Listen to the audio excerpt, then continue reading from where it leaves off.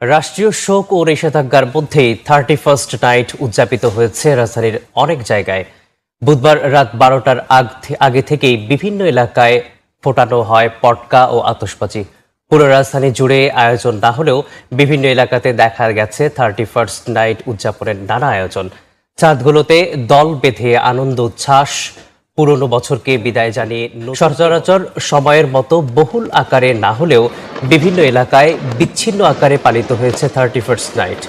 সাধারণত 31st নাইটকে কেন্দ্র করে প্রতি বছরই পটকা ও আতশবাজি ফোটানোর নিষেধাজ্ঞা জারি করে পুলিশ। তবে এবছর বেগম খালেদা জিয়ার মৃত্যুতে বুধবার থেকে শুক্রবার পর্যন্ত রাষ্ট্রীয় শোক ঘোষণার পর ঢাকা মহানগর এলাকায় সব ধরনের আতশবাজি, পটকা, ফানুস ও গ্যাস বেলুন ওড়ানো নিষিদ্ধ ঘোষণা করে ডিএমপি।